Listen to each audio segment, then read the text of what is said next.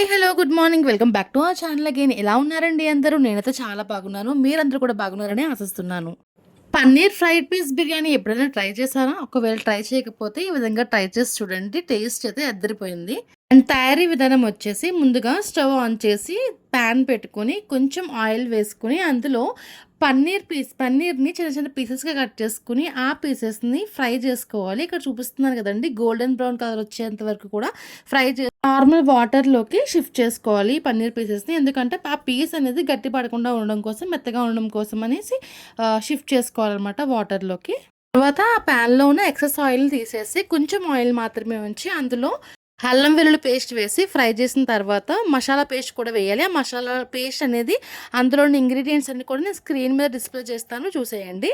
ఆ మసాలా పేస్ట్ కూడా వేసిన తర్వాత ఫ్రై చేయాలి పచ్చివాసన పోయేంత వరకు. అందులోనే చిటికెడు పసుపు, మీ టేస్ట్‌కి సరిపడినంత కారం అండ్ ఉప్పు యాడ్ చేసుకోండి. యాడ్ చేసుకొని ఫ్రై చేసేసిన తర్వాత ముందుగా మనం వాటర్‌లో కుక్ చేసి ఉంచిన పన్నీర్ ఫ్రైడ్ పీసెస్‌ని కూడా ఇందులో యాడ్ చేసేసి బాగా ఫ్రై చేయాలి. తర్వాత బిర్యానీ మసాలాని యాడ్ చేశానండి. కొద్దిగా యాడ్ చేశాము. యాడ్ చేసిన తర్వాత మొత్తం అంతా ఆ పన్నీర్ పీసెస్‌కి మసాలా అంతా కూడా పట్టేటట్టు కలుపుకొని కొద్దిసేపు పక్కన పెట్టేయాలి.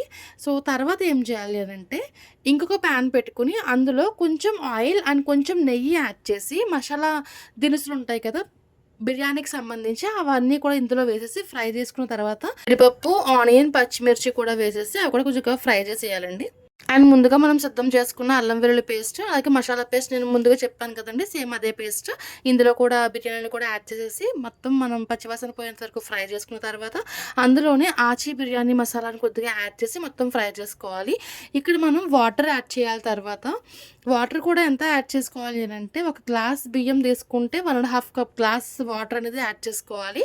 సో ఆ వాటర్ మరుగుతున్నప్పుడే ముందుగా మనం కడిగేసుకుని నానబెట్టుకున్న బియ్యం తీసుకుని, ఆ బియ్యం కూడా ఇందులో మరుగుతున్న వాటర్‌లో వేసేసి, కలిపేసి, పైన కొత్తిమీర కూడా జల్లి మూత పెట్టేసి సిమ్‌లో పెట్టి ఒక 20 నిమిషాల పాటు ఉడికించుకోండి.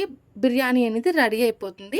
చూపిస్తున్నాను కదండీ! ఈ విధంగా రెడీ అయిన తర్వాత ఒక గిన్నె తీసుకొని అందులో ముందుగా మనం తయారు చేసి పెట్టుకున్న పన్నీర్ ఫ్రై చేసి పెట్టుకున్నాం కదా! మసాలాలో.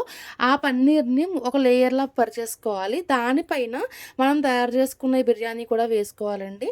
మొత్తం అంతా కూడా ఈవెన్‌గా స్ప్రెడ్ అయ్యేటట్టు మొత్తం బిర్యానీ ఆ గిన్నెలో చూపిస్తున్నాను కదా! ఆ విధంగా పెట్టుకున్న తర్వాత ఒక ప్లేట్‌లోకి ఇలా తిరగవేసి మీరు పైన కొంచెం ట్యాప్ చేస్తే మీకు ఇక్కడ చూపిస్తున్న విధంగా వచ్చేస్తుందనమాట. సో, అంతేనండి. ఎంతో టేస్టీగా ఉండే పన్నీర్ ఫ్రైడ్ పీస్ బిర్యానీ అయితే రెడీ అయిపోయింది.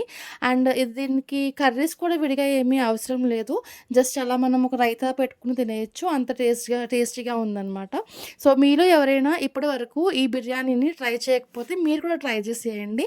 ట్రై చేసి కింద కామెంట్ సెక్షన్‌లో ఎలా వచ్చింది అనేది కామెంట్ బాక్స్‌లో తెలియజేయండి. ఎంటైర్ బిర్యానీలో తీసుకోవాల్సిన ఏకైక ప్రికాషన్ ఏంటి అనంటే, మీరు నార్మల్ రైస్ కనుక తీసుకున్నట్టయితే 2 గ్లాసుల వాటర్ వేసుకోవాలి. అదే మీరు బాస్మతి బియ్యం కనుక తీసుకున్నట్టయితే 1 ½ కప్ ఆఫ్ వాటర్ తీసుకుంటే సరిపోతుంది. అదొక్కటే ప్రికాషన్. రిమైనింగ్ అంతా యాజ్ ఇట్ ఈస్‌గా ఫాలో అయిపోండి. ఇక్కడ నేను ఏదైతే చూపించానో అదంతా కూడా యాజ్ ఇట్ ఈస్‌గా ఫాలో అయిపోండి. మసాలా గానీ నేను ఎంతైతే చూపిచ్చానో ఇక్కడ అది మొత్తం ఫాలో అయ్యి మీరు కూడా తయారు చేసి వేసుకోండి. టేస్ట్ అయితే అద్దరిపోయిందనమాట. అసలు కర్రీ కూడా అవసరం లేదు దీనికి. అంత బాగుంది టేస్ట్. మసాలా కూడా మసాలాలో యూజ్ చేసిన ఇంగ్రీడియెంట్స్ అన్నీ కూడా నేను స్క్రీన్ మీద డిస్‌ప్లే చేస్తాను. అవి కూడా మీరు చూసి నోట్ చేసుకోండి. అంతే అండి. ఈ రోజుకి ఈ వీడియోతో ఎండ్ చేస్తున్నాను. నా ఈ వీడియోస్ కనుక మీ అందరికీ నచ్చినట్టయితే లైక్ చేయండి, షేర్ చేయండి, సబ్స్క్రైబ్ చేయడం మాత్రం మర్చిపోకండి. Thank you so much for watching. Thank you.